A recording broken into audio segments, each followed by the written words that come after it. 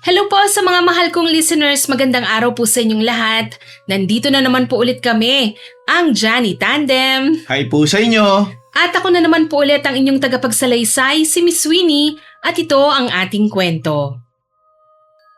Mahal mo ba talaga ako? Oo naman, Maya. Alam mo naman yan eh. Ba't parang iniiwasan mo ako nitong mga nakaraang araw? Hindi naman ikaw ang iniiwasan ko eh. Kung hindi akong iniiwasan mo, sino? Maya, hindi naman kasi ganun yun eh. Kung ganun, ano nga? Natatakot lang kasi ako. Hindi ko kasi kayang humarap sa mga magulang mo eh. Joel, buntis ako. Oo, alam ko yun. At kailangan natin silang harapin. Hindi pa pwedeng ako lang ang haharap sa kanila. Paano kung magalit sila sa akin? Malamang naman magagalit talaga sila eh.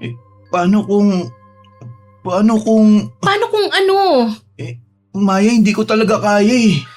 O baka ayaw mo lang talaga ako panagutan. Hindi, Maya. Gusto kitang panagutan. Mahal na mahal kita at ang batang dinadala mo. Pero, natatakot lang talaga ako eh. Joel, bakit ba takot na takot ka?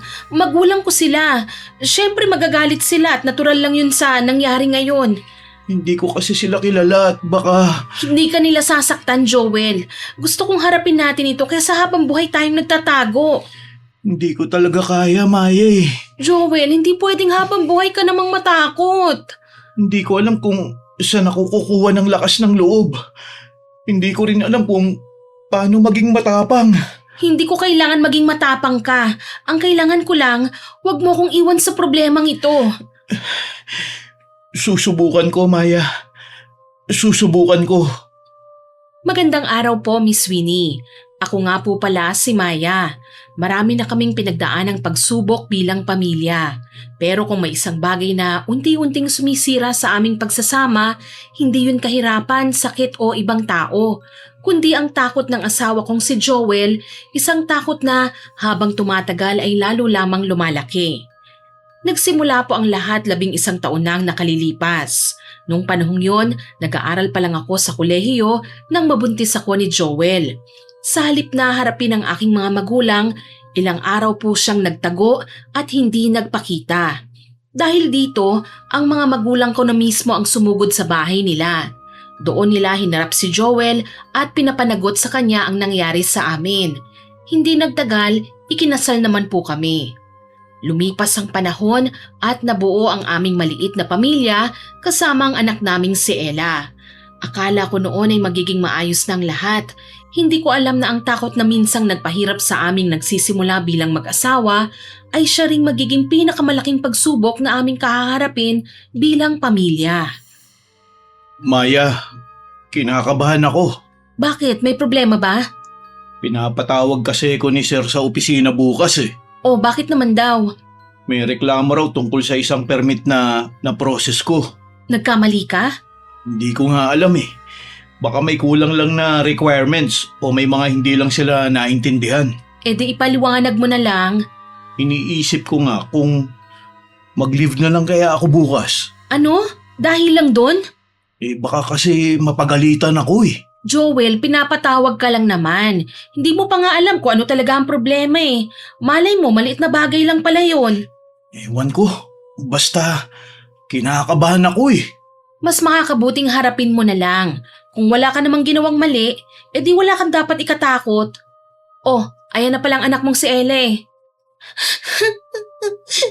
Oh, Ella, anong nangyari? Bakit ka umiiyak? Wala po, Ma.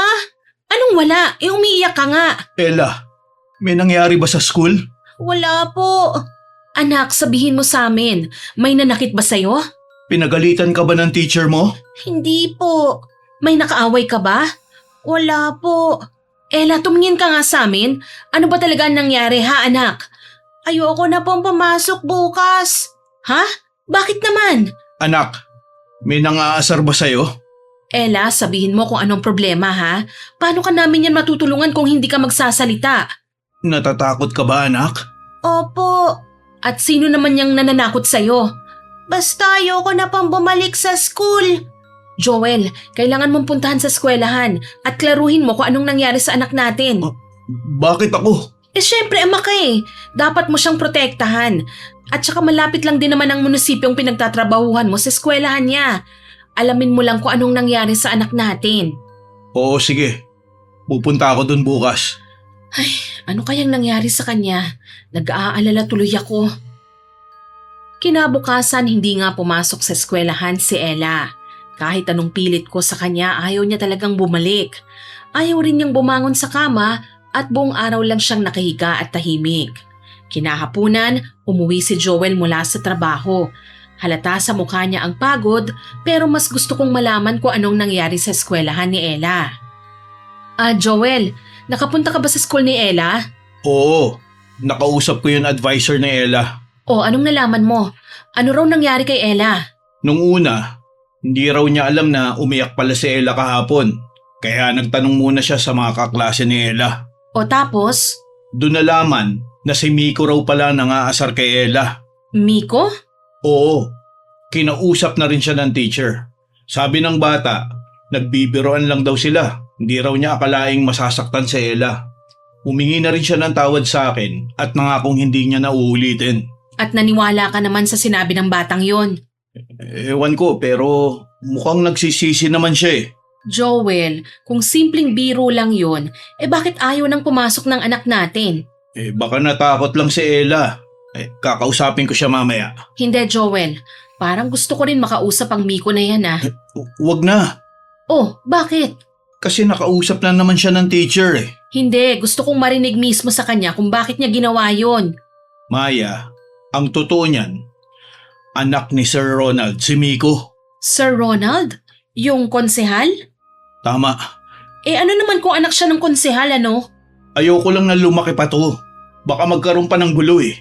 Alam mo naman na mga bata lang sila. Nag-aasaran, nagbibiruan. Hindi biro na umuwi si Ella na umiiyak at ayaw nang pumasok ulit. Hayaan mo na. Ako na ang bahala kay Ella ha? Kakausapin ko siya para pumasok na siya ulit. At kinausap nga ni Joel si Ella at napapayag naman niyang bumalik sa eskwelahan. Akala ko ay magiging maayos ng lahat ni Sweeney. Pero makalipas lang ang ilang araw, isang hapon, umuwi na naman si Ella na umiiyak. Pagpasok pa lang niya sa bahay, napansin kong punong-puno ng nakasulat na mga bastos na salita ang uniform niya. Nung kunin ko ang bag niya, naku, halos mabitawan ko ito sa bigat. Pagbukas ko, puro malalaking bato ang laman. Pati ang mga notebook niya, puno rin ng mga mura at masasakit na salitang isinulat ng kung sino-sino. Hindi ko na napigilan ng galit ko. Doon ko nalaman na hindi simpleng biro ang ginawa nila sa anak ko. May taong sadyang gustong saktan at ipahiya si Ella. Diyos ko, ano to?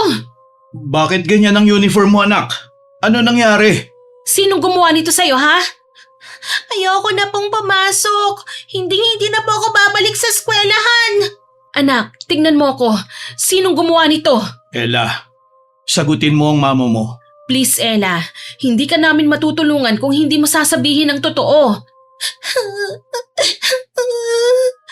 Ella, hindi ka namin papagalitan. Gusto lang namin malaman kung sinong gumawa nito sa'yo. Sabihin mo lang anak, at kami na ang bahala. Baka kapag sinabi ko, lalo lang nila akong guguluhin. Hindi nila magagawa yon. Nandito lang kami ng papa mo. Oo, Ella. Si Miko po. Sinasabi ko na nga be. Akala ko ba kinausap na siya ng teacher?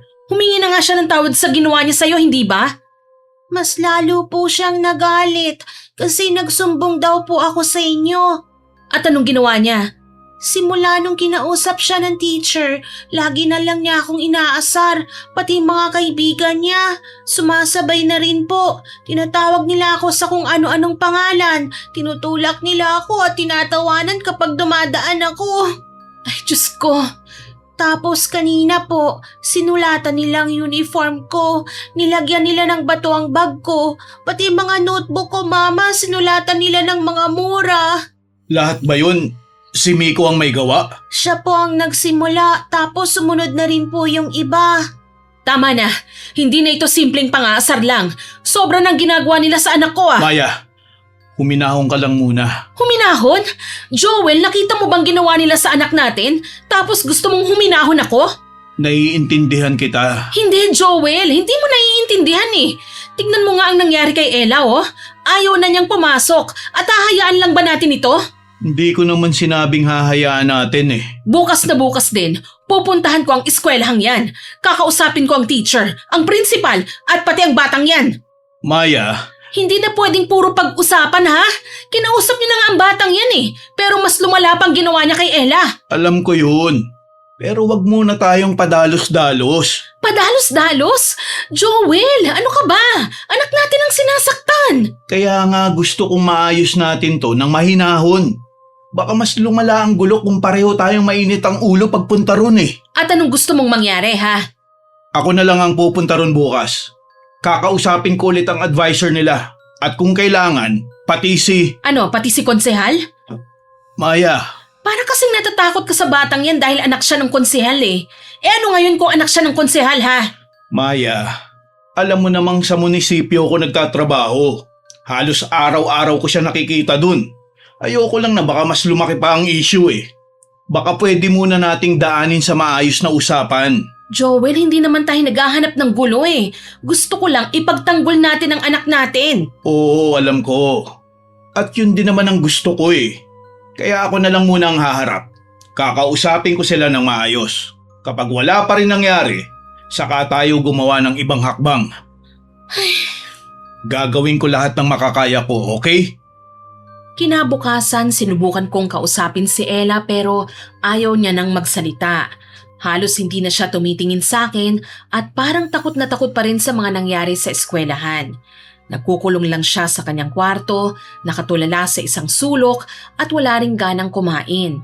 Kahit paborito pa niya ang pagkain na inihain ko, halos hindi niya ito ginagalaw. Habang nakatingin ako sa kanya, lalo lang akong nasasaktan dahil kitang-kita kong unti-unti nang nawawala ang dating masiyahin kong anak. Kinahapunan, umuwi si Joel mula sa trabaho. Halata sa mukha niya ang pagod at parang mabigat ang kanyang iniisip. Pinaghanda ko muna siya ng makakain at hinayaan siyang makapagpahinga sandali. Pero habang tumatagal, lalo lang akong kinakabahan. Hindi ko na mapigilang itanong ko ano ang nangyari sa pagpunta niya sa paaralan. Oh, Joel, ano nang balita? Nakausap ko na yung advisor niya. Oh, at ano raw? Anong nangyari? Pinatawag din nila yung magulang ni Miko at dumating nga si Sir Ronald. At anong nangyari nung dumating siya? Kinausap niya ako. Kaming dalawa lang. O anong pinag-usapan niyo? Sabi niya, mabait naman daw ang anak niya. Hindi raw kayang mang-apinon at tinuruan raw niya ng magandang asal. Baka raw may mga hindi lang pagkakaintindihan ng mga bata. At tapos? Tinanong pa niya ako kung sigurado daw ba kung si Miko talaga may gawa. Baka raw nagkamali lang daw tayo ng iniisip o kaya nagkamali lang daw si Ella. Ang kapal din ng mukha niya. At ano naman ang sinagot mo ha? Joel, anong sinagot mo? Hindi ko alam. Ano nga hindi mo alam? Hindi ako halos makapagsalita nun, Maya eh. Pagdating pa lang niya kasi parang napanghinaan ako ng loob. Lalo na nung kaharap ko na siya. Kilala siya ng mga tao ron eh. Pati mga teacher, iba ang pakikitungo sa kanya. At? Ang sabi ko na lang sa kanya, kakausapin ko ulit si Ella. Sisiguraduhin ko muna kung si Miko nga ba may gawa nun sa kanya.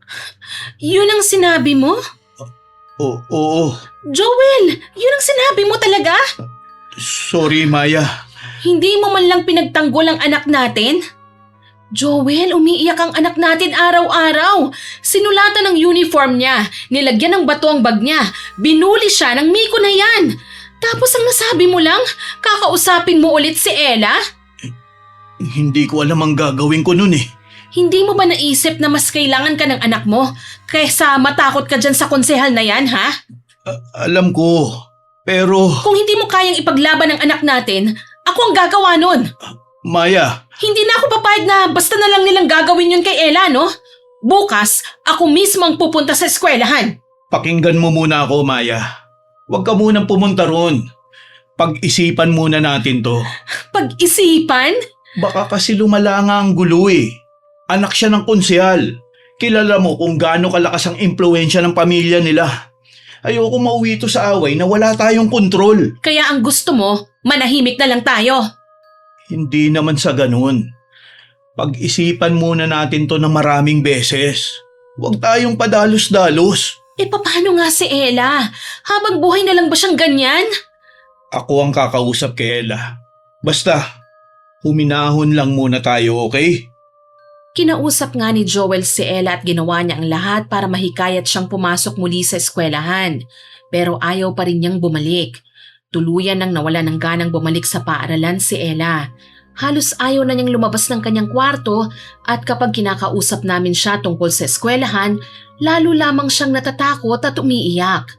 Kitang-kita kong unti-unti nang binabago ng mga nangyari ang dating masayahin at palangiting anak namin. At hahayaan na lang natin maging ganyan si Ella habang buhay ha, Joel? Hindi naman sa ganun, Maya. Dahil sa pananahimik natin, lalo lang lumalala ang nangyari sa anak natin eh. Kaya nga di ba sabi ko, ako na ang bahala. Joel, hanggang kailan? Ilang beses mo nang sinabi yan eh. Pakiusap, Maya. Huminahon ka na muna. Hindi, Joel. Hindi ako titigil hanggat hindi nila inaako ang responsibilidad sa nangyari sa anak natin. At pagkatapos, kapag nakausap mo si Miko o si Sir Ronald, mapapabalik ba nun si Ella sa eskwelahan? Hindi nga, pero… Ang iniisip ko, Ella, baka lalo lang siyang matakot kapag lumaki pa ito eh. Ayoko mauwi sa gulong pangyayari. Ayoko ring madamay ang trabaho ko. Habang iniingatan mong trabaho mo, ang anak naman natin ang unti-unting nasisira. Lumipat na lang kaya tayo ng bahay. Ha? Ano? Sa kabilang bayan, maghanap tayo ng mauupahan dun. At ililipat natin si Ella na eskwelahan. Bagong lugar, bagong simula. Joel, seryoso ka ba? Oo, Maya. Matagal ko na itong iniisip eh. Mas mabuti na to kaysa wala tayong ginawa. Tayo ang aalis? Tayo ang tatakas? Di naman tayo tatakas, iiwas lang tayo. Ang mahalaga, makalayo si Ella sa mga taong nananakit sa kanya. At mailipat din natin siya sa ibang eskwelahan.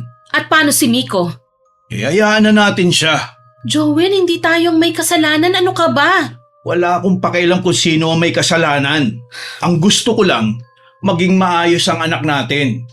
Kung ang pag-alis ang paraan para magkaroon siya ng kapayapaan, mas pipiliin kong umalis kaysa araw-araw siya nagmumukmok. At kapag may isa na namang Miko sa lilipatan natin ha? Lilipat na naman tayo, ganun ba? Hanggang kailan tayo tatakbo, Joel? Hindi ko alam. Basta lilipat tayo ha. O sige, papayag ako. Lilipat tayo ng bahay. Pero may kondisyon ako. Ano yun? Doon tayo lilipat sa lugar ko. Dun sa bayan nyo? Oo, doon ako lumaki eh. Doon marami akong kaibigan at mga kakilala. Hindi tayo mahihirapang magsimulang muli. Pero malayo yun. Mahigit 2 oras ang biyahe mula sa munisipyong pinagtatrabahuhan ko. Araw-araw akong babiyahe ng ganong katagal. Mas komportable ko ron, Joel. Pero Joel, ito ang gusto ko. Maya, nag-aalala kasi ko at At ano na naman ha? hindi ba sa bayan nyo nangyari yun usap-usapan tungkol sa may tulay? Diyos ko naman, Joel. Nagpapapaniwala ka na naman sa mga kwentong yun? At hindi lang ang white lady sa tulay ang mga naririnig ko tungkol sa bayan nyo. May mga kwento pa tungkol sa aswang at iba pang kababalaghan. Lumaki ko ron, Joel. Hindi ko naman naranasan ang mga sinasabi nila. Ewan ko, parang hindi lang ako mapalagay. Mas natatakot ka pa sa mga kwento kaysa sa nangyari sa anak natin. Hindi naman sa ganun, Maya. Joel, kung kailangan natin ng bagong simula, gusto ko rin sa lugar kung saan komportable ko. Oo, sige. Kahit mahaba ang biyahe ko araw-araw papunta sa trabaho. Oo, dun tayo lilipat sa lugar nyo. Makalipas ang ilang linggo, lumipat na kami sa bayang kinalakihan ko. Alam kong hindi naging madali ang desisyong yon para kay Joel. Araw-araw, halos 2 oras ang kanyang binabiyahe papunta sa munisipyong pinagtatrabahuhan niya at ganun din pa uwi. Pero tinanggap na lamang niya yon alang-alang kay Ella. Doon kami nanirahan sa dating bahay ng pamilya ko na matagal nang inabandona. Maraming kailangan palitan at ayusin dahil sa kalumaan ng bahay. Pero sa tulong ng mga kakilala ko roon, nagawa naming isaayos ulit ang bahay. Kinausap din namin si Ella at matapos ang ilang araw ng pangungumbinsi, pumayag na rin siyang muling pumasok sa eskwelahan. Dahil lumipat na kami ng tirahan, inilipat din namin siya ng eskwelahan. Araw-araw kong nakikitang pilit na nagpapakatatag si Joel. Kahit hindi niya sinasabi, alam kong hindi siya panatag sa pag-uwi gabi-gabi. Madalas ay gabi na siyang nakakauwi at kailangan niyang dumaan sa mahabang kalsada at tulay na halos wala ng ibang sasakyan. Tuwing aalis siya, lagi ko siyang pinapayuhang mag-ingat. Alam kong hindi pa rin nawawala ang takot niya, lalo na sa mga kwentong matagal na niyang naririnig tungkol sa aming bayan. Mga usap-usapan tungkol sa White Lady sa lumang tulay, mga aswang, at iba pang kababalaghan na matagal nang pinag-uusapan ng mga tao roon. Pero ang higit na ikinabahala ni Joel ay hindi ang mga kwentong yon. Mas lalo siyang kinilabutan nang malaman niya kung sino ang aming naging kapitbahay. Maya, sabihin mo nga sa akin, Ano yon? totoo ba yung mga naririnig ko na ang matandang babaeng nasa kabilang bahay ay isang mambabarang? Ah, si Aling Oryang? Hanggang ngayon pinag-uusapan pa rin pala siya. Hindi mo pa ako sinasagot. Oo, yun nga ang sabi-sabi ng mga tao rito. Ibig sabihin? Totoo? Hindi ko alam. Bata pa lang ako, naririnig ko na yan eh. Sinasabi nilang marunong daw siyang mambarang at manggamot. Pero puro chismis lang naman yun. At hindi ka natatakot sa kanya? Hindi naman, matagal na siyang nakatira dito eh. At wala naman akong nababalita ang sinaktan niya. Pero bakit ganun ang tingin ng mga tao sa kanya? Alam mo naman dito sa amin, kapag may hindi maipaliwanag na nangyayari, may napapahamak o nagkakasakit kung sino-sino na ang tinuturo. Pero hindi ba't may mga taong naniniwala talagang may kapangyarihan siya? Meron, may mga nagsasabing nagpapagamot pa nga sa kanya eh. May iba namang umiiwas dahil natatakot. Ikaw, naniniwala ka ba? Hindi ko alam. At saka hindi ko naman pinapansin ang mga ganyang kwento eh. Ewan ko, Maya, ha? Pero parang hindi ako mapakali. Dahil lang sa mga sabi-sabi. Paano kung totoo yun? Joel, huwag kang bastang naniniwala sa mga kwento-kwento ano. Hanggat wala naman siyang ginagawang masama sa atin, wala tayong dahilan para matakot. Sana nga. Kumusta na nga pala si Ella sa bago niyang school? Maayos naman siya. Tahimik pa rin pero hindi na katulad ng dati. Paminsan-minsan nagsasalita na siya ulit. Mabuti naman. Pero nagugustuhan na rin niya ang bago niyang eskwelahan. May mga bago na siyang kakilala at sabi ng advisor niya unti-unti na raw siyang nakikihalubilo sa mga kaklase niya. Ay, salamat sa Diyos. Hindi ko na siya halos naaabutan eh. Madaling araw pa lang umaalis na ako tapos pag uwi ko gabi na. At kung minsan nga, tulog na siya pagdating ko. Hindi ko na halos nakakausap ang anak ko eh. Naiintindihan naman niya at alam niyang nagtatrabaho ka para sa atin. Namimiss ko na rin siya makasabay kumain o kahit makausap man lang bago siya matulog.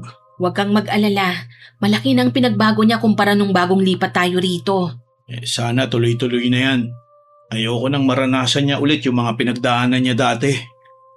Lumipas ang mga araw at unti-unti na ring nasanay si Joel sa mahaba niyang biyahe papunta at pauwi ng trabaho.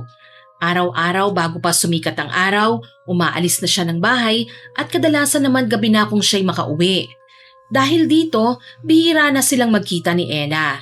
Pero isang gabi, may kakaibang nangyari. Pagbukas pa lang ng pinto, agad kong napansin ang itsura ni Joel. Namumutla siya, hingal na hingal at nanginginig ang buo niyang katawan. Para siyang nakakita ng multo. Hindi siya kagad nakapagsalita. Tulala lang siya habang pilit na pinapakalma ang sarili na para bang may nakita siyang bagay na hindi niya maipaliwanag. Oh, Joel, anong nangyari sa'yo? Ba't ganyan ang mukha mo? Maya, Oh, bakit? habang papasok ako sa bahay, nakasalubong ko dyan sa labas yung matanda nating kapitbahay. Si Aling Oryang? Oo, Oh, at anong nangyari? pagharap ko sa kanya, bigla niya akong tinitigan. Tinitigan ka? Hindi lang basta titig, Maya. Ang sama ng tingin niya sa akin. Baka naman ganun lang talaga siya kung makatingin. Hindi. Ibang-iba. Tumayo mga balahibo ko at parang galit na galit siya sa akin kahit wala akong ginagawa sa kanya. Joel, Tapos hindi man lang siya ngumiti Hindi rin bumati. Nakatingin lang siya sa akin. baka wala lang yun sa mood. Hindi mo kasi nakita eh. Nang magtagpo ang mga mata namin, para ako nanlamig Parang may kung anong kakaiba sa titig niya eh. Sa isipan mo lang yan, Joel. Hindi, Maya. Para bang sa tingin pa lang niya, kaya niya na akong barangin. Joel, ano ka ba? Huwag ka nga mag-isip ng kung ano-ano. Hindi ko mapigilan eh. Mula nang marinig ko mga kwento tungkol sa kanya, iba na talaga ang pakiramdam ko. Ngayon ko lang siya nakita ng malapitan at mas lalo ako natakot eh. Hindi ibig sabihin na binabarang ka niya dahil lang nakatingin siya sa'yo. Matanda na yun. Baka nagkataon lang. Sana nga nagkataon lang. Pero hanggang ngayon, hindi pa rin mawala sa isip ko ang mga mata niya. Maya, Oh, ano na naman? paano kung lumipat na lang kaya uli tayo? Ano? Lilipat ulit? Oo, kahit sa kabilang barangay lang. Basta malayo kay Aling Oryang. Joel naman. Hindi talaga ako komportable. Maya, hindi pa natag ang loob ko na sa kabilang bahay may pinaghihinala ang mambabarang. Kalilipat lang natin. Ano ka ba? Inayos pa lang natin tong bahay. Nag-a-adjust pa lang si Ella sa bago niyang eskwelahan. Tapos lilipat na naman tayo? Hindi ako mapalagay, Maya. Sana maintindihan mo yun. At ako, naiintindihan mo ba ako? Ilang beses na tayo nagsakripisyo dahil dyan sa takot mo. Umalis tayo sa dati nating bahay para makapagsimula ulit. Ngayon, gusto mo na naman tayong umalis dahil lang sa mga hinala mo. Pero Maya, Joel, hanggat walang ginagawang masama si Aling Oryang sa atin, walang dahilan para lumipat tayo. Hindi tayo lilipat. Mananatili tayo rito. Wala nang maisagot si Joel. Tahimik na lamang siyang naupo at hindi na lang muling nagsalita, Miss Winnie. Pero kahit wala siyang sinabi, alam kong hindi pa rin nawala ang takot na bumabalot sa kanya. Mula nang makasalubong niya si Aling Oryang, hindi na po siya napanatag.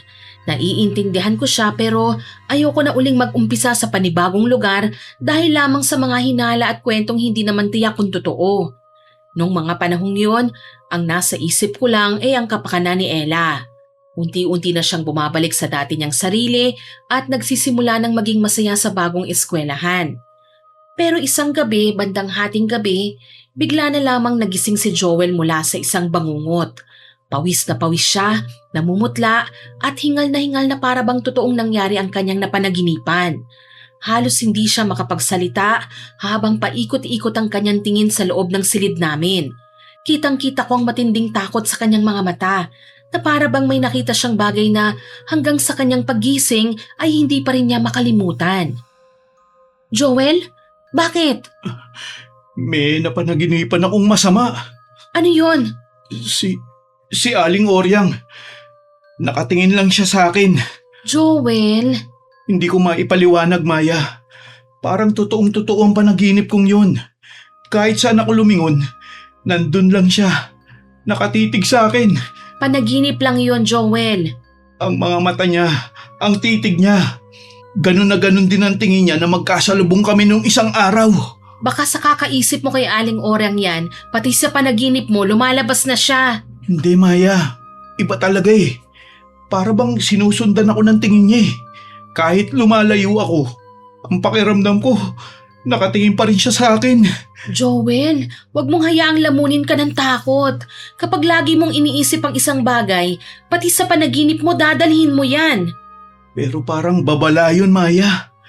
Hindi maalis sa isip ko eh. Panaginip lang yun. Humiga ka na ulit at subukang mong matulog. Pakiusap, Maya. Umalis na tayo rito. Lumipat na lang tayo ng bahay kahit saan. Kahit hindi malayo, basta wag lang dito. Joel naman, ayan ka na naman eh. Hindi na ako mapanatag eh. Hindi ako mapakali sa tuwing naiisip ko sa kabilang bahay lang nakatira si Aling Oryang. Pakiusap naman, Maya oh. Joel, tumingin ka sa akin. Hindi ko kayang manatili rito, Maya. Kasi pakiramdam ko, may masamang mangyayari. Joel, bumalik muna tayo sa pagtulog ha. Bukas na lang natin to pag-usapan. Maya, Lumipas ang mga araw pero hindi pa rin naging panatag si Joel. Araw-araw ko siyang nakikitang balisa at halos gabi-gabi na rin siyang nagigising dahil sa bangungot tungkol kay Aling Oryang. Hindi ko pa rin maintindihan kung bakit ganun na lamang kalaki ang kanyang takot, Miss Winnie. Ilang beses ko ring nakita si Aling Oryang sa labas ng kanyang bahay pero wala naman siyang ginagawang masama sa amin. Totoong nakakatakot nga ang itsura niya pero tahimik lamang siyang namumuhay at ni minsan wala akong nakita o narinig na dahilan para paniwalaan ang mga usap-usapan tungkol sa kanya. Gayunpaman, hindi na mawala ang takot sa isip ni Joel. Hanggang sa dumating ang puntong napagtanto kong hindi na po talaga kami magkakaroon ng katahimikan hanggat nananatili kami roon. Kaya kahit po labag sa loob ko, pumayag na rin akong sundin ang gusto ni Joel, Miss Winnie.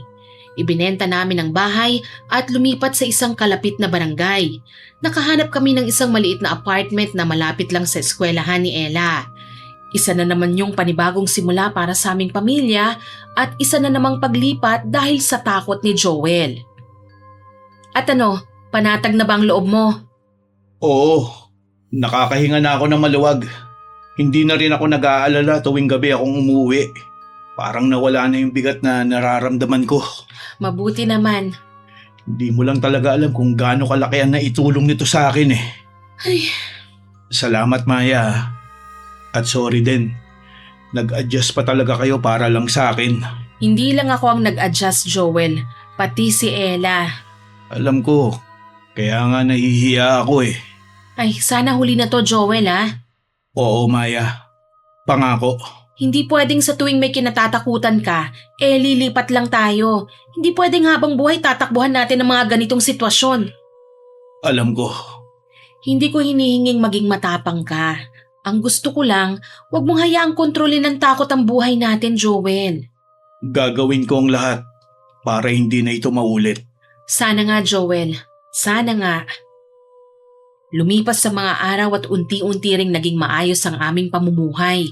Naging tahimik ang lahat at wala nang mga gabing nagigising si Joel dahil sa bangungot. Si Ella naman po, tuluyan nang nakapag-adjust sa bago niyang eskwelahan, Miss Winnie. Nagkaroon na siya ng matalik na kaibigan na kapitbahay rin namin, kaya araw-araw sabay silang pumapasok at umuwi. Sa paglipas ng panahon, unti-unti ko ring nakasanayan ang bago naming buhay. Nakita kong naging mabuti rin ito para kay Ella. Mas masaya na siya ngayon, mas madalas nang ngumingiti at muli kong nakitang anak kong unti-unting bumabalik ang saya na minsang nawala sa kanya. Sa mga sandaling yon sinabi ko sa sarili ko, marahil sa pagkakataong ito, naging tama rin ang desisyon naming magsimulang muli.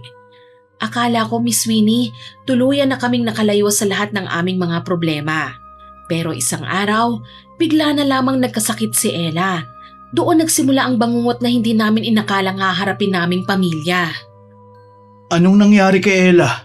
Kanina pagising niya ang taas ng lagnat niya at hanggang ngayon hindi pa rin bumababa, Joel. Gaano kataas ang lagnat niya?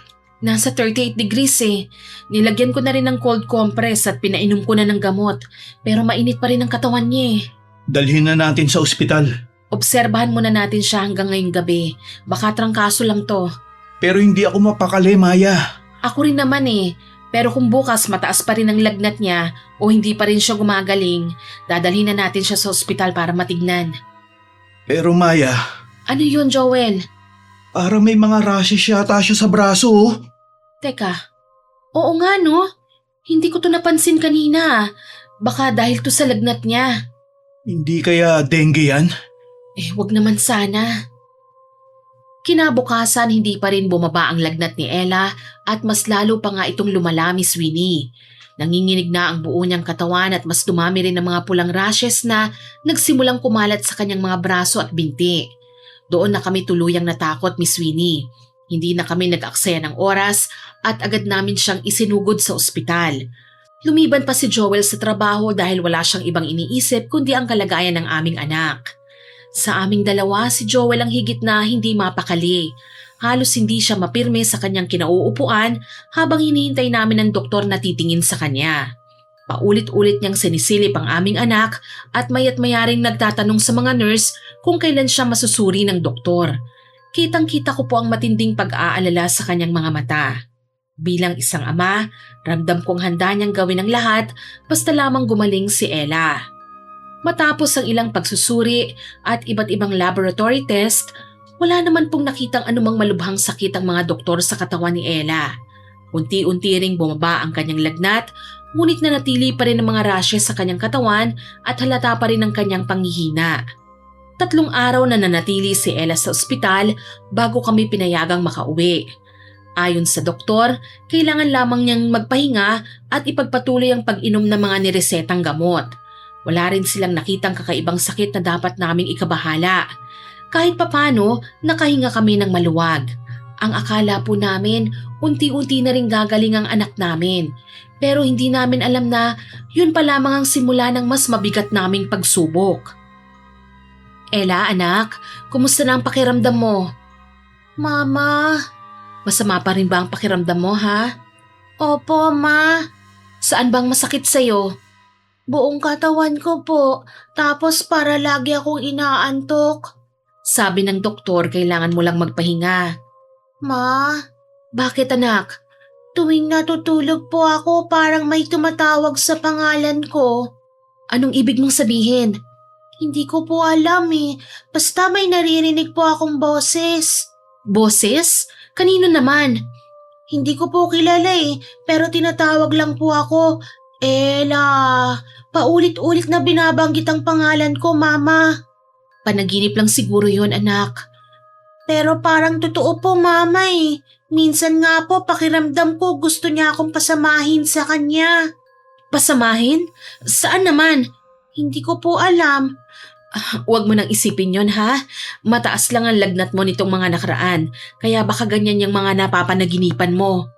Pero tuwing gigising po ako, parang pagod na pagod po ako, Mama. Magpahinga ka na lang muna, ha, Ella? Gagaling ka rin, anak. Opo. Huwag kang matakot. Nandito lang kami ng papa mo, ha? Kinabahan ako sa mga sinabi ni Ella, Miss Winnie. Sinubukan kong isipin na baka epekto lamang yun ng mataas niyang lagnat at ng ilang araw niyang pananatili sa ospital. Pero habang pinagmamasdan ko ang maputla niyang muka at naririnig ang takot sa kanyang boses, hindi ko po maalis ang kaba sa dibdib ko. Kaya nang makauwi si Joel mula sa trabaho, agad ko ring ikinuwento sa kanya ang lahat ng sinabi ni Ella. Totoo ba yan? Oo, Joel. Yan ang sinabi ng anak mo. Parang hindi na to maganda, Maya. Sa tingin ko, may kakaibang nangyayari kay Ella. Ano sa tingin mo ang nangyayari sa kanya? Isipin mo, Maya. Kagagaling lang natin sa ospital. Sinabi ng mga doktor na wala naman silang nakikitang malubhang sakit niya. Pero hanggang ngayon, nanghihina pa rin siya. Baka kailangan lang talaga niya ng pahinga. Pero hindi. Maniwala na lang tayo sa sinabi ng mga doktor. Natatakot ako, Maya. Pakiramdam ko, hindi na to normal. May mga naririnig na siyang tumatawag sa pangalan niya. At alam naman nating kilala ang bayang ito sa kung ano-anong kwento. Mula pa nun, marami na akong naririnig tungkol sa mga kababalaghan dito. Mga kwento lang yon, Joel. Paano kung may kinalaman yung matandang mambabarang na yun? Joel, malayo na tayo sa kanya. Ano ka ba? Ano ba yung mga naiisip mo? Hindi, kasi... Maya, kailangan na nating kumilos. At anong gagawin natin? Hindi ko pa alam, pero pakiramdam ko, hindi doktor ang makakasagot sa nangyayari kay Ella. Kung hindi doktor, sino? Maghahanap tayo ng albularyo. Albularyo? Hindi ko alam kung maniniwala ako sa albularyo Kahit ako, hindi rin naman sigurado Pero bilang ama ni Ella, gusto kong masabi sa sarili ko na ginawa natin ang lahat para gumaling siya. O sige, maghahanap tayo ng albularyo at sana lang may maitutulong siya sa anak natin. Kinabukasan agad kaming nagsimulang maghanap ng isang albularyo. Hindi po naging madali ang paghahanap, kung sino-sino ang aming pinagtanungan at kung saan-saan kami napadpad. Hanggang sa may isang matandang tindera ang nagrekomenda sa amin ng isang kilalang albularyo sa Karatig Barangay, si Aling Rosa. Matanda na si Aling Rosa at matagal nang kilala sa lugar namin. Nang marinig ko ang kanyang pangalan, tsaka ko lamang naalala na narinig ko na pala yun noon pa. Ilang beses ko na siyang narinig na pinag-uusapan ng mga matatanda sa aming bayan pero hindi ko kailanman nabigyan pansin yun na isa pala siyang albularyo. Dahil nagmamadali na po kami, dinala namin kagad si Ella sa bahay ni Aling Rosa.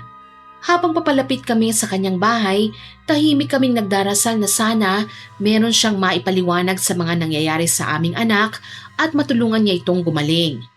Nang makarating na nga kami sa bahay ni Aling Rosa, pinaupo niya si Ella sa harap ng isang nakasinding kandila.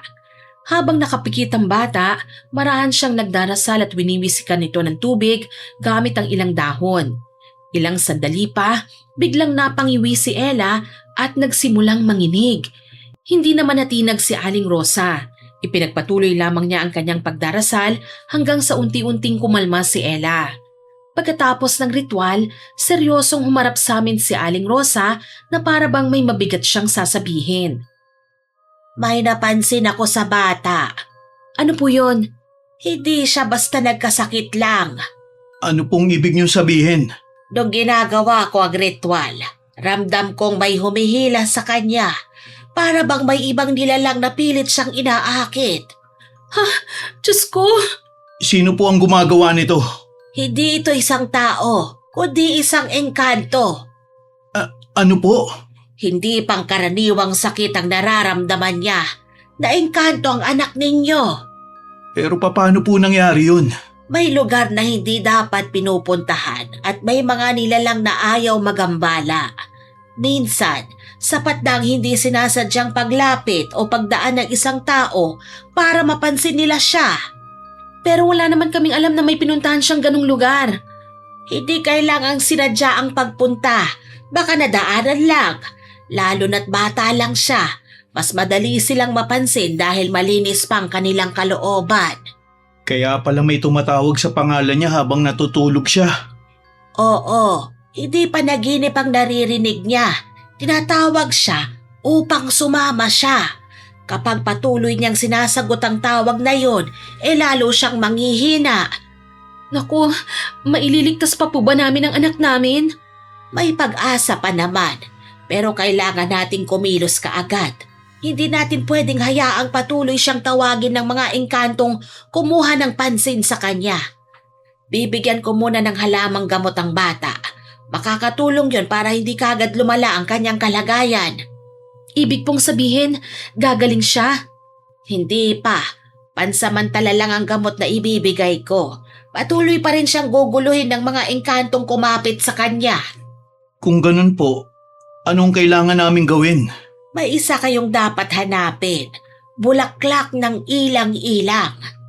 Ilang-ilang? Madali lang po yun. Maraming puno ng ilang-ilang sa lugar namin.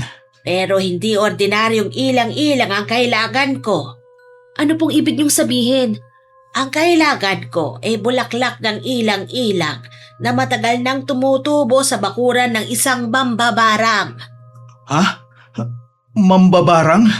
Sa paglipas ng maraming taon, hinihigop ng puno ang lakas ng lugar na kinalalagyan nito.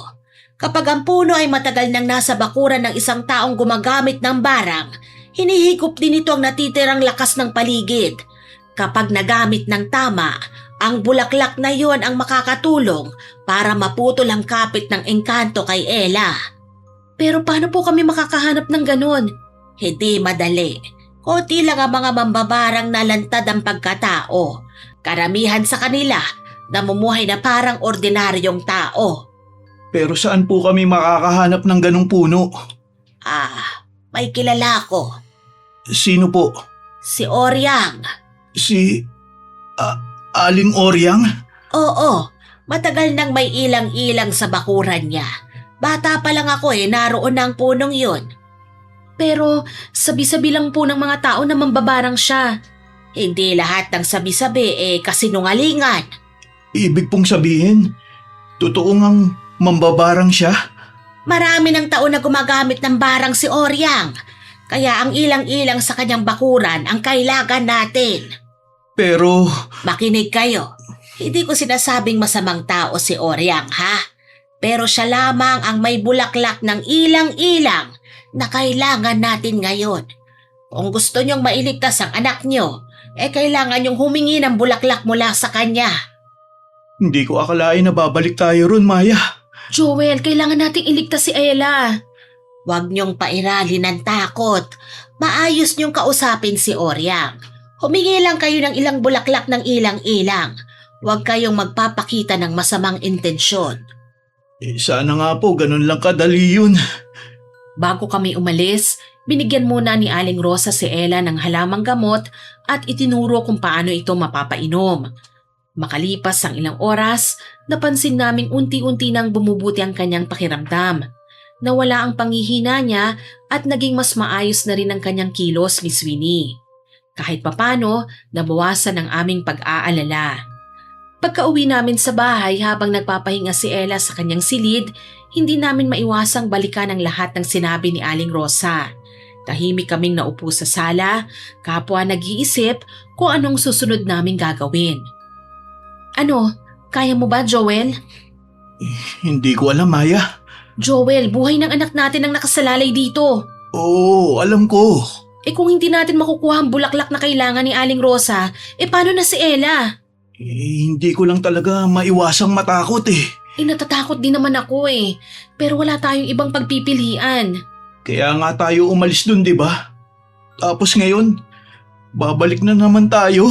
Hindi tayo babalik para dun tumira, Joel. Hihingi lang naman tayo ng bulaklak. Paano kung hindi tayo bigyan? Di makikiusap tayo. Paano kung magalit siya? Hindi pa nga natin siya nakakausap ano ka ba? Huwag mo munang isipin ng mga bagay na hindi pa nangyayari. Ang hirap, Maya eh. Mas mahirap kung may mangyaring masama kay Ella. Oo, sige. Susubukan ko. Para kay Ella. Sinubukan nga ni Joel. Sa loob ng 3 araw, pabalik-balik siyang nagtungo sa bahay ni Aling Oryang. Pero hanggang sa labas lang siya ng bakuran ng matanda. Hindi niya magawang lumapit o kumatok sa pinto. Sa tuwing nakikita niya ang lumang bahay ng matanda, bumabalik sa isip niya ang gabi na nagkatitigan sila ni Aling Oryang. Bumabalik din ang mga bangungot na ilang gabi niyang napapanaginipan. Para bang habang papalapit siya sa bahay, lalo siyang nilalamon ng takot niya. 3 araw siyang ganon. Araw-araw siyang nagpupunta, ngunit araw-araw din siyang umaalis nang hindi man lang nakakausap si Aling Oryang. Sa huli, wala siyang naiuuwing bulaklak ng ilang-ilang at wala rin siyang lakas ng loob na harapin si Aling Oryang na kanyang kinatatakutan. Sorry, Maya. Hindi ko talaga kaya eh. Joel! 3 araw akong pabalik-balik dun. Pero hanggang sa harap lang ako ng bahay niya eh. Kanina, nakatayo na ako sa may pinto. Kumatok na ako. Pero maya-maya, nang narinig ko ang mga yabag niya, palapit ng palapit sa akin hindi ko na kinaya. Bigla akong kinabahan ng gusto. Joel naman Hindi ko na hinintay na mabuksan niya ang pinto. Tumakbo na kagad ako, papalayo. Ay, Hindi ko man lang siya nagawang harapin. Pasensya na, Maya. Sinubukan ko talaga pero hindi ko talaga kinaya eh. Joel, habang natatakot ka, naghihirap naman si Ella. Oo, alam ko yun, Maya. Hindi na pwedeng bukas na lang ulit o sa makalawa na lang. Pasensya na talaga, Maya. Ako na lang ang pupunta. Pero Maya, Ako na lang ang haharap kay Aling Oryang. Ako nang makikiusap sa kanya para makahingi ng bulaklak ng ilang-ilang. baka kung anong gawin niya sa'yo. Kung wala kang lakas ng loob, kailangan kong magkaroon, Joel. Bukas ng umaga, pupuntahan ko si Aling Oryang. Sasamahan kita. Hindi na, maiwan ka na lang dito. Kaya ko ng sarili ko. Hindi ako uuwi hanggat hindi ko dala ang bulaklak na yon. Kinabukasan nga, ako ang nagtungo sa bahay ni Aling Oryang. Pagdating ko ron, tahimik po ang buong paligid, Miss Winnie. Ilang beses akong sumilip sa bakuran at tumingin sa loob ng bahay. Pero wala po akong nakitang tao. Wala ring sumasagot o lumalabas. Nang makasiguro akong walang tao, tsaka ko napansin ang puno ng ilang-ilang na tinutukoy ni Aling Rosa. Naisip ko, isang bulaklak lang naman ang kailangan namin para kay Ella. Kaya naman dahan-dahan akong lumapit at pinuto lang isang bulaklak. Paglingon ko upang umuwi, bigla akong nakita si Aling Oryang. Nakatayo lang siya sa di kalayuan at tahimik na nakatingin sa akin. Hindi siya nagsasalita at hindi rin gumagalaw. Sa sobrang gulat ko, mabilis akong lumabas ng bakuran niya. Hindi na po ako lumingon at halos hindi na ako makahinga sa kaba habang nagmamadali akong umuwi. Maya, ano nangyari? Nakakuha ka ba? Oo, Talaga? wala akong nadat ng tao sa bahay niya. Kaya kumuha na lang ako ng isang bulaklak ng ilang-ilang nang hindi nagpapaalam sa kanya. At ano nangyari? Bakit parang namumutla ka? Kasi nung palabas ako ng bakuran niya, nakita ko ni Aling Oryang. Nakita ka niya? Oo, nakatayo lang siya at nakatingin sa akin at hindi siya nagsasalita. Diyos ko po. Nagulat ako sa kanya kaya nagmamadali akong naglakad palayo sa bahay niya. Maya, baka balikan ka ni Aling Oryang. Joel, wag mo na nating isipin yan. Paano kung nagalit siya dahil kumuha ka ng bulaklak? Kung nagalit man siya, haharapin natin yon. Kinakabahan ako. Mas importante ngayon, nakakuha ko ng bulaklak. Maibibigay na natin ito kay Aling Rosa at sana tuluyan ng gumaling si Ella. Agad kaming bumalik kay Aling Rosa dala ang bulaklak ng ilang-ilang. Hindi na namin ikinuwento ang nangyari kay Aling Oryang. Sinabi na lamang naming nakuha na namin ang bulaklak na kailangan niya. Pinakuluan ito ni Aling Rosa, binasbasan ng orasyon at ipinainom kay Ella. Pinayuhan din niya kaming ipagpatuloy ang gamot sa loob ng ilang araw. Makalipas nga po ang ilang araw, Miss Winnie, unti-unti ngang bumuti ang kalagayan ni Ella. Nawala ang kanyang panghihina at hindi na rin siya nananaginip ng kung ano-anong nakakatakot at tuluyan nang bumalik ang kanyang sigla. Kahit papano, nakahinga na po kami ng maluwag ni Joel. Ngunit ang asawa ko, hindi pa rin po siya tuluyang napapanatag. Madalas ko siyang makitang tahimik at balisa na para bang may hinihintay siyang hindi magandang mangyayari.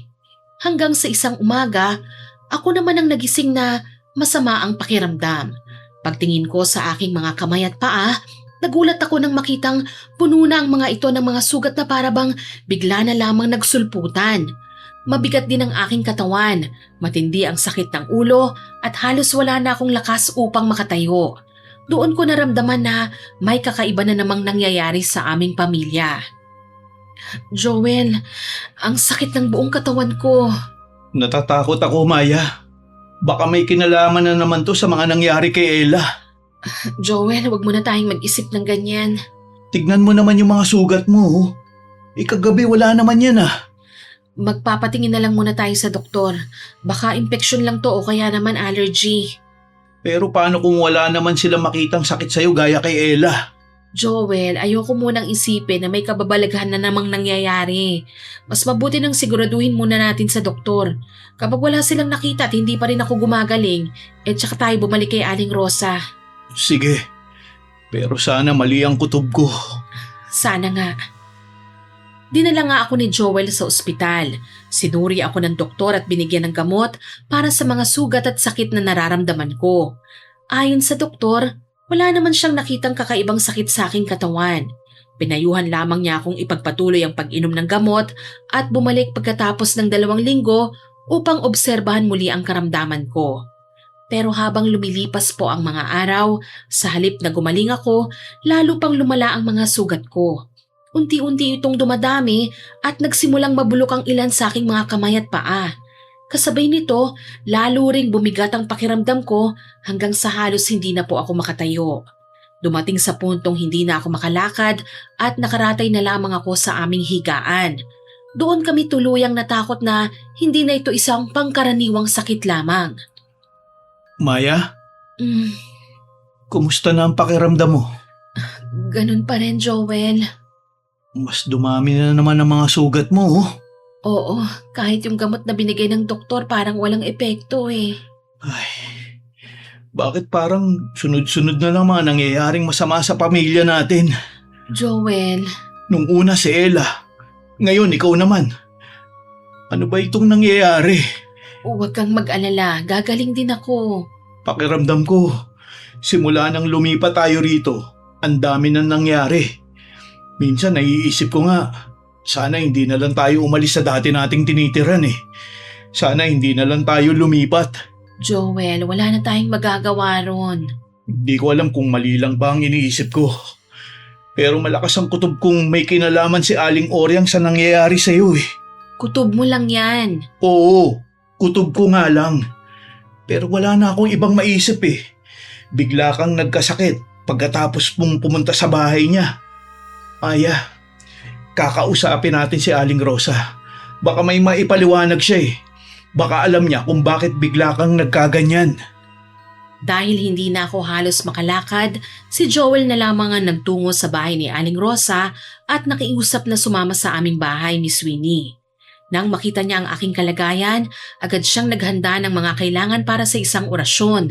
Pinaupo niya si Joel sa tabi ko habang marahan niyang ipinagdarasal ang katawan ko at paulit-ulit na binibigkas ang kanyang mga dasal.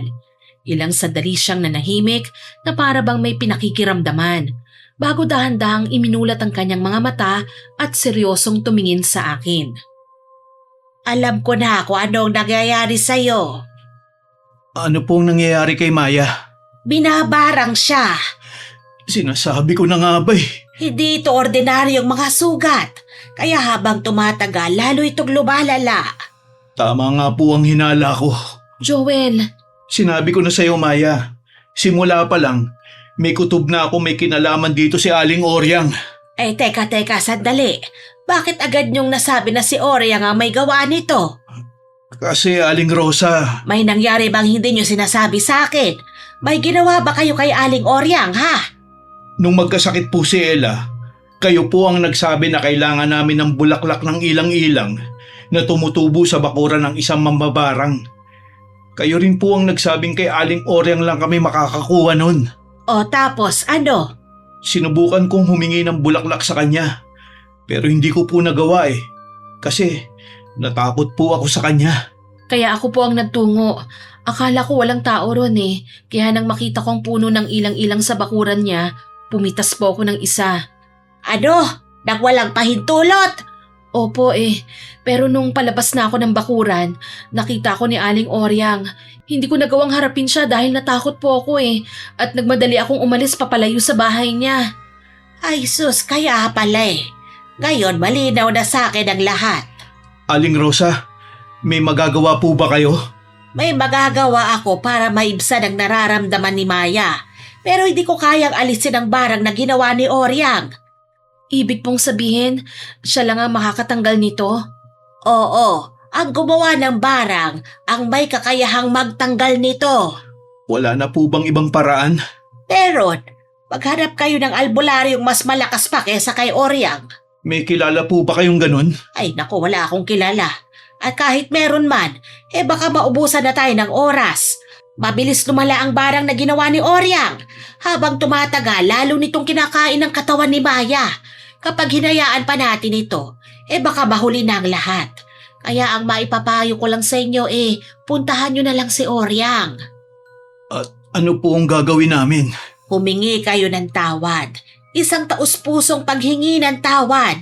Ipaliwanag nyo kung bakit nangyari ang lahat. Kung may hihingin man siya sa inyong kapalit ng kanyang kapatawaran, gawin nyo yun. Sa tingin niyo po ba, patatawarin pa niya kami? Hindi ko masasagot yan. Pero mas mabuti nang subukan nyo kaysa maghintay na lumala pa ang kalagayan ni Maya. Habang may oras pa, kausapin nyo na si Oryang. Huwag nyong hintayin siya na mismo ang magdesisyon kung hanggang saan aabot ang barang na ginawa niya. Nang makaalis si Aling Rosa, nanatili kaming tahimik. Ilang oras lang nakaupo si Joel sa upuang nasa tabi ng aking higaan. Nakayuko lang siya at hindi umiimik. Halatang malalim ang kanyang iniisip. Ilang beses ko siyang tinawag pero wala po siyang maisagot. Hindi ko alam kung anong tumatakbo sa isip niya, ngunit pakiramdam ko, iisa lang ang iniisip niya, kung paano niya haharapin si Aling Oryang. Kung makakalakad lang sana ako at wala akong nararamdaman, ako na po mismo ang pupunta at hihingi ng tawad kay Aling Oryang, Miss Winnie. Hindi ko na sana ipagagawa yun kay Joel, pero wala na kaming ibang pagpipilian eh.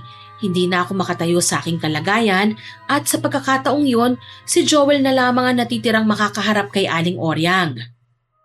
Joel, Ano yun, Maya? anong iniisip mo? Natatakot ako, Maya. Ay, Hindi ko alam kung paano ko haharapin si Aling Oryang. Paano kung magalit siya? Paano kung ayaw niya akong pakinggan? Joel, Paano kung sa akin niya ibuhos ang galit niya? hindi natin malalaman hanggat hindi mo sinusubukan. At paano kung may gawin siyang masama sa akin? Paano kung bigla na lang niya akong saktan o kaya patayin? Huwag ka nga mag-isip ng ganyan, Joel. Hindi ko maiwasan ang sarili kong isipin ng mga yon.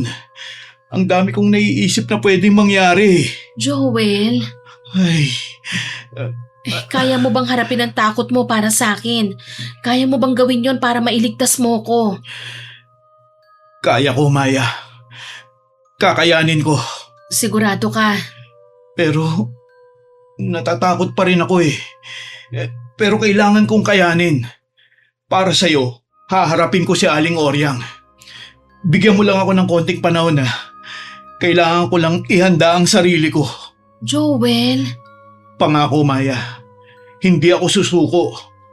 Haharapin ko siya para sa'yo. lumipas ang mga araw at lalo lamang lumala ang kalagayan ko. Halos hindi na ako makabangon sa higaan. Nangihina ang buong katawan ko at pakiramdam ko'y mas lumalalim pa ang mga sugat sa aking mga kamay at paa. Habang tumatagal, lalo akong nawawala ng pag-asa, Miss Winnie. Ang mas masakit pa ron, wala pa rin akong naririnig na balita mula kay Joel. Hindi na niya nababanggit kung napuntahan na ba niya si Aling Oryang o kung nagawa na ba niyang harapin ang kanyang takot. Madalas wala siya sa bahay at kapag umuuwi man, tahimik lang po siya. Dahil halos hindi na ako makatayo, si Ella na lamang ang nag-aalaga sa akin. Sa bawat araw na lumilipas, hindi ko maiwasang isipin kung mas pinili na ba ni Joel ang magpadala sa kanyang takot kaysa iligtas ang sarili niyang asawa. Mama, gising na po kayo? Oo anak, Kumusta na po ang pakiramdam niyo? ganito pa rin. Masakit pa rin ang katawan ko at nangangati pa rin tong mga sugat ko. Sandali po ikukuha ko po kayo ng tubig. Salamat anak. Ma, gusto niyo po bang kumain? Iinitin ko po yung lugaw. Mamaya na lang siguro anak. Wala kasi akong gana ngayon eh. Sige po, Ma. Ella, Po? nasaan ang papa mo? Parang ilang araw ko na siyang hindi nakikita eh. Ma, ang totoo niyan, ilang araw na po siyang hindi umuuwi eh. Ha? Hindi na siya umuuwi? Sabi po niya, may project daw silang ginagawa sa munisipyo. Kailangan daw niyang matulog muna sa bahay ng katrabaho niya. Busy raw po kasi siya ngayon eh. Mga ilang araw na ba yon anak? Mga 3 araw na po. Bakit hindi niya sinabi sa akin to? Hindi ko po alam. Sabi niya lang sa akin na kapag magtanong kayo, wag lang daw po kayong mag-alala. Ganun ba? Ma, baka naman po busy lang si Papa. Siguro nga. Gusto niyo po bang tawagan ko siya? Hindi na. Kakausapin ko na lang ang papa mo kapag nakauwi na siya. Sige po, Ma. Kukuha lang po ako ng tubig. Oo, sige. Salamat anak. Habang nakahiga ako sa higaan ko, hindi ko maiwasang mag-isip, Miss Winnie. Tinakasan na ba talaga ako ni Joel? Hindi na ba niya nagawang harapin si Aling Oryang? Hahayaan na lang ba niyang may masamang mangyari sa akin? Habang lumalala ang kalagayan ko, lalo ring dumadami ang mga tanong sa isip ko. Hindi ko alam kung anong ginagawa niya at kung bakit hindi man lang siya umuuwi. Hanggang sa isang gabi, narinig ko pong bumukas ang pinto ng aming bahay. Mahina ang mga yabag na narinig kong pumasok sa silid ko. Alam kong si Joel yon at akala niya marahil tulog na ako. Ngunit nang marinig ko ang kanyang boses at maramdaman ang kanyang paglapit, dahan-dahan kong iminulat ang mga mata ko. Pagkakita ko sa kanya, agad ko siyang tinawag. Joel? Maya, gising ka pala. Oo, Kumusta na ang pakiramdam mo? ganito pa rin Joel. Hindi pa rin ba bumubuti ang pakiramdam mo? Hindi pa rin eh, mas lalo pang lumala. Pasensya ka na kung ngayon lang ako nakauwi ah. Ang dami talaga namin ginagawa sa munisipyo eh. May hinahabol kasi kaming deadline kaya doon na muna ako natutulog sa bahay ng kaopisina ko. Di ko namang gustong iwan kayo ng ilang araw. Talagang naging sobrang abala nitong mga nakaraang araw lang. Joel, O, ano yun? napuntahan mo na ba si Aling Oryang? Joel, sumagot ka naman. Sinubukan ko. Anong ibig mong sabihin na sinubukan mo? Pumunta ako sa bahay niya. Ilang beses akong pumunta dun. O tapos, Pero hanggang sa pintuan lang ako eh. hanggang pintuan lang? Maya, hindi ko kaya. Joel, Kumatok ako ng ilang beses. Pero nung lumalapit na siya, hindi ko kayang harapin eh. Nanginginig ang buong katawan ko. hanggang ngayon ba? Sinusubukan mo pa rin pumunta ron o tumigil ka na? Sinusubukan ko pa rin, Maya. Ilang araw nang dumaan, Joel. Oo, alam ko. Pero kailangan ko pa ulit ng lakas ng loob para bumalik. Habang nag-iipon ka ng lakas ng loob, nauubos na rin ako ng unti-unti, Joel. Kailangan ko lang ng konting oras. Oras? Konting panahon lang, Maya. Haharapin ko rin siya. Kailangan ko lang talagang ihanda ang sarili ko. Joel, wala na tayong panahon. Narinig mo naman siguro ang sinabi ni Aling Rosa na mabilis kumalat ang barang na to. Maya, Hanggang kailan mo sasabihin kailangan mo pa ng oras? sinusubukan ko naman eh. Joel, simula pa lang puro ka na lang susubukan. Nung mabuntis mo ako, natakot kang humarap sa mga magulang ko. Nung binubuli si Ella, natakot kang ipagtanggol ang sarili mong anak dahil sa konsehal na yon. Maya, Ngayon naman, habang unti-unti ako namamatay sa harapan mo, natatakot ka pa rin harapin si Aling Oryang? hindi naman ganun ang... Hindi ganon? Maya, natatakot kasi ko eh. Pinangungunahan ng karwagan. Yan na naman, Joel. Takot, takot, takot! Lecheng takot na yan, paulit-ulit na lang. Maya, patawad. Alam mo ba kung anong napapansin ko? Hindi tayo paulit-ulit na nasasaktan dahil sa mga problema. Paulit-ulit tayong nasasaktan dahil dyan sa takot mo. Kung hinarap mo kagad ang mga magulang ko noon, hindi na sana tayo nagsimula sa pagtatago. Kung ipinaglaban mo na kagad si Ella noon, hindi sana umabot sa ganito ang nangyari sa anak natin. Hindi rin sana tayo lumipat ng tirahan. At kung hinarap mo kagad si Aling Oryang, baka hindi na ako ganito ngayon. Sorry, Maya. Huwag kang humingi ng tawad. Sagutin mo ako, Joel. Hahayaan mo na lang ba akong mamatay kaysa harapin si Aling Oryang? Hindi, Maya. Pero kasi... Mas pipiliin mo pa bang magpadala sa takot mo kaysa iligtas ang sarili mong pamilya? Lagi ka na lang bang maduduwag dahil sa takot na yan? Hindi mo kasi alam eh. Hindi mo alam kung bakit ganito ako. Kung bakit ganito ako kaduwag. Hindi mo naiintindihan kasi wala kang alam. Ano bang hindi ko pa alam sa'yo? Kung akala mo pinipili kong maging duwag, para sabihin ko sa'yo, hindi ko ito ginusto. Nung bata pa lang ako, araw-araw na akong natatakot. Anong ibig mong sabihin? May kinakasama na ng nanay ko. Halos gabi-gabi siyang umuwi ng lasing. Binubugbog niya ang nanay ko at pati na rin ako. Hindi rin nakaligtas sa kanya. Bata pa lang ako noon, wala na akong ibang ginawa kundi ang matakot eh. Sa bawat pagbukas ng pinto, kinakabahan ako. Sa bawat yabag na naririnig ko, iniisip ko kung sasaktan na naman ba niya ang nanay ko. Hanggang isang araw, nakita ko mismo sa harapan ko. Pinatay niya ang nanay ko, Maya. Wala akong nagawa. Wala akong naitulong. Anong magagawa ng isang patpating bata ng panahong yun? Hanggang ngayon eh, dala-dala ko pa rin ang bigat sa dibdib ko na mangyari ang araw na yun. Kaya tuwing may kinakaharap akong panganib, parang bumabalik ako sa batang walang magawa kundi ang matakot. Hindi ko pinipiling umatras, Maya. Hindi ko talaga alam kung paano lumaban. Araw-araw kong sinusubukan. Araw-araw kong kinakalaban ng sarili ko. Pero hindi ganun kadaling takasan ng takot na buong buhay kong dinala. Pasensya ka na. Pasensya na kung hindi ako naging asawa at ama na kailangan nyo. Ayos lang ba sa'yo na mamatay ako dahil hindi mo kayang harapin ang takot mo? Joel, sagutin mo ako. Alam mo, pagod na ako eh. Nung una, iniintindi kita. Sinabi ko sa sarili ko na baka kailangan mo lang ng panahon. Pero habang naghihintay ka ng tamang panahon, paulit-ulit na kaming nasasaktan. Hanggang kailan kita hihintayin? Hanggang kailan ka magiging handa? Kapag may nakita ka na naman bang namatay sa harapan mo? Joel, bakit pa ako mananatili sa isang lalaking hindi kayang ipaglaban ang sarili niyang pamilya? Hindi ko kailangan ng perpektong asawa. Hindi ko rin kailangan ng lalaking walang takot. Ang kailangan ko, asawa na handang lumaban para sa amin.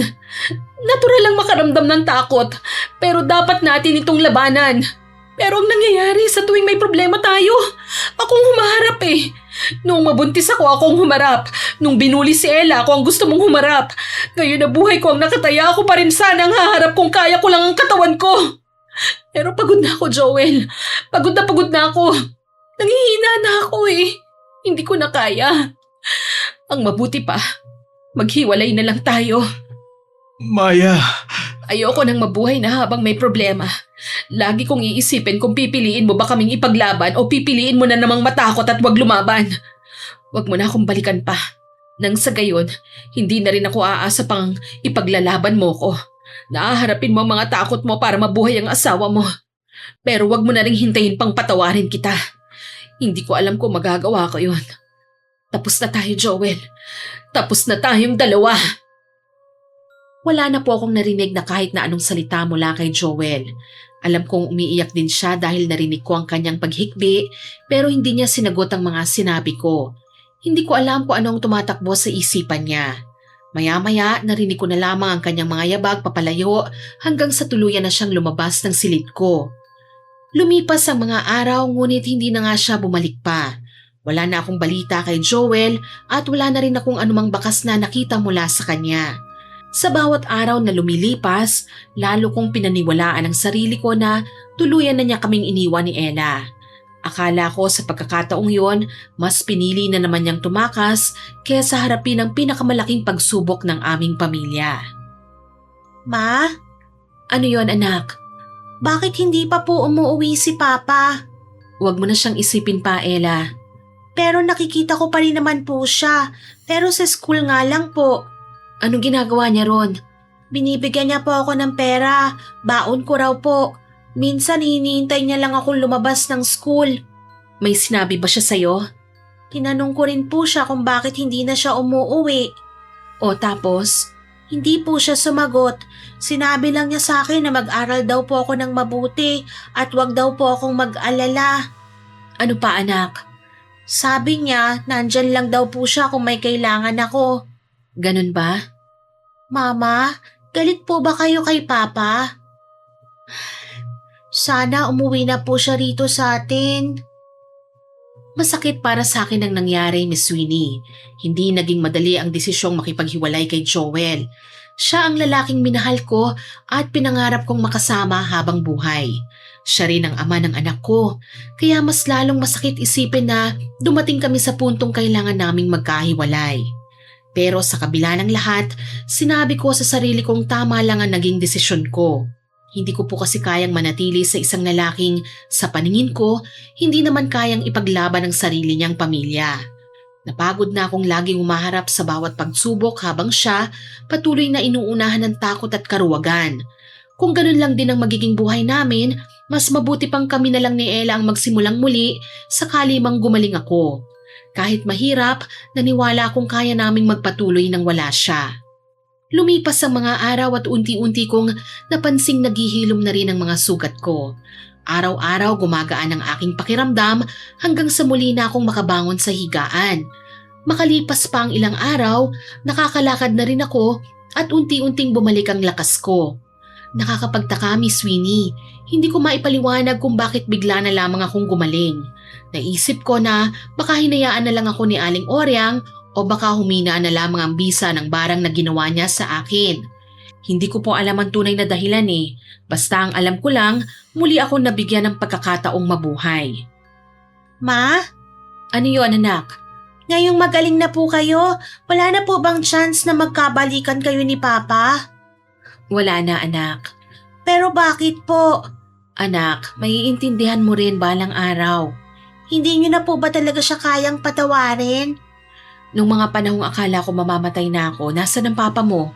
Nung hindi na ako makabangon at ikaw lang ang nag-aalaga sa akin, nasan ba siya? Sabi niya po kasi. Wala siya, Ella. Hindi ko kailangan ng taong darating lang kapag maayos ng lahat. Pero gumaling na naman po kayo, Mama eh. Oo, pero nung kailangan ko siya, wala siya. Kung hindi niya kayang ipaglaban ang sarili niyang pamilya sa oras na pinakakailangan natin siya, bakit ko pa siya pababalikin? Sana magbago pa po ang isip niyo, Ma. Hindi na, anak. Tapos na kami ng papa mo. Pero may tanong po ako. Ano ba yon, anak?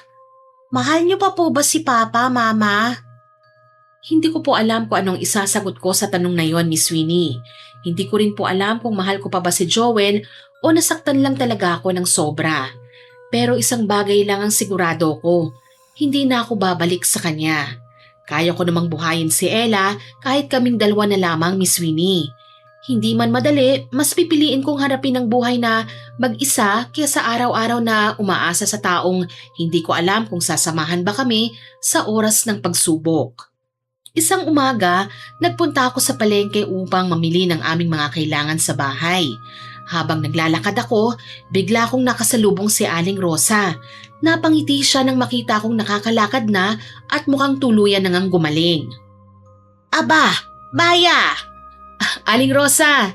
Aba, mabuti naman at tuluyan ka ng gumaling. Opo, hindi ko nga rin po maintindihan kung paanong bigla na lang akong gumaling eh. Talagang gagaling ka. Eh bakit nyo naman po nasabi yan? Dahil napatawad ka na ni Oryang. Ano po? Napatawad ka na niya. Eh bakit naman po niya ako patatawarin? Hindi ko na nga po siya binalikan eh. Wala nang kumuha ako ng bulaklak sa bakuran niya. Hindi ko na po siya nakita. Ikaw, oo. Ano pong ibig niyong sabihin? Hindi naman ikaw ang bumalik sa kanya at humingi ng tawad eh. Kung hindi ako, sino po? Eh di si Joel, ang asawa mo. Si Joel? Oo. Hindi po maaari. Hindi niya kayang harapin si Aling Oryang. Akala mo lang yan. Pero umalis po siya. Hindi na siya umuwi sa amin. Maya, pabalik-balik si Joel sa bahay ni Oryang. Imposible po yun. Akala mo ba iniwanan ka niya? Eh halos araw-araw siyang pumupunta doon sa bahay niya. Takot po siya kay Aling Oryang. Kung alam niyo lang kung gaano siya katakot sa kanya. Oo, totoo naman yun. Alam kong takot na takot talaga siya. Nung una nga hanggang sa labas lang siya ng bakuran ni Oryang. Ilang oras siyang nakatayo ron, pero hindi niya nagawang lumapit. Kinabukasan, babalik na naman siya. Ganon ang ginawa niya sa loob ng ilang linggo. Hanggang sa isang araw, nagawa rin niyang lakasan ang loob niya at harapin si Oryang. Hindi niya po ito sinabi sa akin. Alam ito ng mga kapitbahay ni Oryang. Sila yung nagkwento sa akin eh. At ano raw po ang nangyari? Hanggang sa may nakakita kay Joel na nagtatanim ng bulaklak sa bakuran ni Oryang habang magkausap silang dalawa. Totoo po ba yan? Tumagal daw ng isang linggo na nagtatanim ng mga bulaklak si Joel. Siya rin ang nagdidilig at nag-aayos ng bakuran. Araw-araw niya yung ginagawa sa loob ng isang linggo. Eh sa tingin ko, yun ang hiningi ni Oryang para matanggal ang barang sa katawan mo. Magtanim lang po ng bulaklak? Eh hindi naman talaga ganun kasama si Oryang eh. Kaya nga sinabi ko sa inyong kausapin nyo lang siya. Eh akala ko pinabayaan na ako ni Joel. At habang akala mong pinabayaan ka na niya, tahimik pala niyang hinaharap ang taong pinakakinatatakutan niya para sa'yo. Pero bakit? Bakit hindi niya sinabi sa akin? Bakit hindi siya umuwi? Bakit hinayaan niya akong isipin na iniwan niya kami? Bakit hindi siya pumunta sa akin at sinabi ang lahat ng ginawa niya? Kung araw-araw pala niya akong pinaglalaban nun, bakit pinabayaan niya akong isipin na wala siyang pakialam sa amin? Hindi ko siya maintindihan. Hindi na ako mapakali matapos marinig ang lahat ng sinabi ni Aling Rosa. Agad akong umalis ng palengke at hinanap si Joel. Sumakay po ako ng bus patungo sa kabilang bayan kung saan siya nagtatrabaho. Habang nasa biyahe, paulit-ulit na bumabalik sa isip ko ang mga sinabi ni Aling Rosa. Unti-unti kong napagtanto na mali pala ang lahat ng inakala ko sa asawa ko. Pagdating ko sa munisipyo, tinanong ko ang mga empleyado kung nasaan si Joel. Nang makita ko nga siya, agad ko siyang tinawag. Halatang nagulat siya nang makita niya ako roon. Lumabas kami ng opisina at nagpunta sa maliit na hardin sa gilid ng munisipyo. Doon sa unang pagkakataon, matapos ang pagsubok na sumira sa pamilya namin, muli kaming nagkaharap. Bakit nandito ka, Maya? Anong kailangan mo? Bakit hindi mo sinabi sa akin, Joel? Ang alin? Na araw-araw kang pumupunta kay Aling Oryang. Ayoko lang na umasa ka eh. Ano? Hindi ko kasi alam nung panahon na yun kung magtatagumpay ba ako. Kung makakaharap ko ba talaga siya. Nung una, hanggang sa labas lang talaga ako ng bahay ni Aling Oryang. Hindi ko man lang kayang kumatok. Pero araw-araw akong bumabalik dun. Araw-araw kong sinasabi sa sarili ko na kailangan kitang iligtas. Pero sa bawat hakbang papunta sa bahay niya, bumabalik lahat ng mga takot ko. Joel, Hanggang sa isang araw, naisip ko na lang, mas takot akong mawala ka kaysa harapin si Aling Oryang. Kaya kumatok na ako. Hinarap ko siya kahit nanginginig ang buong katawan ko. Humingi ako ng tawad sa kanya. Sinabi ko ang lahat. Sinabi kong wala kang masamang intensyon. At ako ang may kasalanan kung bakit kumuha ka ng bulaklak nang walang pahintulot. Hindi niya kaagad ako pinatawad nun. Pero bumalik ako kinabukasan at kinabukasan ulit hanggang sa halos araw-araw na. pero takot ka sa kanya, hindi ba? Takot na takot, Maya. Hindi mo kayang isipin kung gaano ako katakot habang araw-araw akong bumabalik dun. Hanggang sa may pinagawa siya sa akin. Pinagtanim niya ako ng mga bulaklak. Pinaglinis niya ako ng bakuran. Ginawa ko naman ang lahat ng gusto niya. Bakit hindi mo to sinabi sa akin, Joel? Dahil gusto kong matapos muna ang lahat eh. Ayokong makita mo kung nangangako na ililigtas kita kung hindi ko naman alam kung magagawa ko nga. Sa buong buhay ko, takot ang laging nananaig sa akin. Pero sa pagkakataong yun, ikaw ang pinili kong ipaglaban. Joel, Natatakot pa rin ako, Maya. Kahit hanggang ngayon, hindi naman bigla na wala ang takot ko eh. Pero kung ang kapalit ng paggaling mo ay ang harapin ng taong sobrang takot ko, gagawin ko ulit kahit paulit-ulit pa. Joel, Matapos niyang tanggalin ng barang sa katawan mo, gusto ko na sanang umuwi nun. pero hindi ka umuwi. Bakit? Bakit, Joel? Hindi ko kaya, Maya. Huwag mong sabihing naduwag ka na naman. Tama ka, Maya. Naduwag na naman ako. Pero hindi na kay Aling Oryang, kundi sa'yo. Ano ka ba, Joel? Natatakot ako baka hindi mo na ako tanggapin eh. Natatakot ako baka huli na ang lahat. At saka, nahihiya na ako. Bakit naman? Dahil tama lahat ng mga sinabi mo sa akin. Ilang beses kong pinairal ang takot kaysa ipaglaban kayong mag-ina. Kahit na sa huli, nagawa ko ring harapin si Aling Oryang. Alam kong huli na para burahin ang lahat ng sakit na naidulot ko sa'yo. Kaya naisip ko, baka mas mabuti nang lumayo na lang. Kaya si Ella na lang ang pinupuntahan mo sa eskwelahan niya, ganun ba? Oo, hindi ko kasi kayang mawala rin siya sa buhay ko eh. Araw-araw ko siyang dinadalhan ng baon. Kinukumusta ko siya sa school. Pero kapag tinatanong niya ako kung kailan ako uuwi, hindi ko rin alam ang isasagot sa kanya eh. Hinihintay ko lang na dumating ang araw na magkaroon ako ng lakas ng loob na harapin ka. Pero kung hindi na talaga mangyayari yun, tatanggapin ko na lang. Dahil alam kong kasalanan ko naman ang lahat ng nangyari. Nananaig pa rin ng kaduwagan sa katawan ko. Joel, Pero Maya, miss na kita. Joel, Miss na miss ko na rin si Ella. Miss na miss ko na kayong dalawa.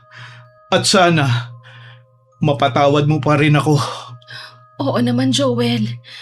Pasensya ka na sa lahat ng pagkakataong pinairal ko ang takot kaysa ipaglaban kayong mag-ina. Hindi ko na mababawi ang mga pagkakamaling nagawa ko. At alam kong hindi rin basta-basta mawawala ang takot ko. Alam kong darating pa rin ang oras na magiging duwag pa rin ako. Pero pangako sa'yo, hindi na ako tatakbo. Pipilitin kong labanan yun. Pero hindi magiging madali dahil hindi ko naman kayang baguhin ang sarili ko sa isang araw lang. Oo, alam ko naman yun, Joel. Pero sisikapin kong harapin ang mga bagay na dati kong tinatakasan. Hindi lang para sa akin, kundi para sa ating pamilya. Joel, Kung hindi mo pa ako kayang patawarin, maiintindihan ko, Maya. huwag mong sabihin yan, Joel. Ako nga dapat humingi ng tawad sa iyo eh. Pero Maya, Masyado akong nasaktan kaya hindi ko sinubukan intindihin ang pinagdaraanan mo. hindi mo yun kasalanan. Wala kang kasalanan, Maya. Hindi ko man lubos na naiintindihan ang pinagdaanan mo noon. Agad ako nagdesisyon tapusin ang relasyon natin. Ngayon ko lang lubos na intindihan kung gaano kabigat ang takot na matagal mo nang daladala sa dibdib mo. Alam kong hindi madaling mawala ang sugat sa puso mo nung bata ka pa. Maya, Pero nakita ko rin ang isang bagay na hindi ko akalaing magagawa mo. Hinarap ko ang taong pinakakinatatakutan mo para sa akin. Hindi ka naging matapang dahil nawala ang takot mo. Naging matapang ka dahil pinili mong lumaban kahit natatakot ka. At para sa akin, sapat na yun para bigyan kita ng isa pang pagkakataon. Salamat. Maraming salamat, Maya. Kaya umuwi ka na, asawa ko. Joel, umuwi ka na sa atin. Oo, Maya. Uuwi na ako. Uuwi na ako sa pamilya natin. Niyakap ko po si Joel ng mahigpit, Miss Winnie. Sa wakas, muli kaming naging buo bilang isang pamilya. Hindi po naging madali ang lahat ng pinagdaanan namin, pero pareho naming piniling magsimulang muli. Hindi man tuluyang nawala ang takot ni Joel, natutuhan po niya itong harapin. Sa bawat pagkakataong kailangan niyang ipaglaban kami ni Ella, pinipili na niyang maging matapang. Hindi na niya hinahayaang ang takot ang magdesisyon para sa kanya. Marami sa atin ang may mga takot na dala mula sa nakaraan. May mga sugat na patuloy na nakakaapekto sa ating mga desisyon kahit matagal nang lumipas ang mga ito. Pero natutunan ko na ang tunay na tapang, hindi ang kawalan ng takot. Ang tunay na tapang po ay ang piliing gawin ng tama sa kabila ng karuwagan. Dahil kapag hinayaan nating ang takot ang mamuno sa ating buhay, hindi lamang ang ating sarili ang nasasaktan, kundi pati ang mga taong pinakamamahal natin. At kung may isang bagay man akong gustong iwan sa inyo, Miss Winnie, at sa inyong mga tagapakinig, yun ay hindi sinusukat ang tapang sa kawalan ng takot, kundi sa lakas ng loob na lumaban sa kabila ng takot na nararamdaman mo. Maraming salamat po sa pagbabahagi ng aking kwento. More success po sa inyong channel, Miss Winnie. Ang isa sa mga tagahanga nyo, Maya. Sana po nagustuhan nyo ang kwentong ibinahagi namin sa inyo tungkol sa kwento ni Maya at sa asawa niya. Pero bago ko po tapusin ito, hindi po ito makukumpleto nang walang shoutout sa masusugid nating listeners. Siyempre, Shoutout po kay Mary Ann Margarata, kay Len TV, kay Marwin Ilanan from Singapore, kay Maria Teresa Chua, at kay Kim Brenzuela na nag-comment po sa mapang-akit na waitress upload.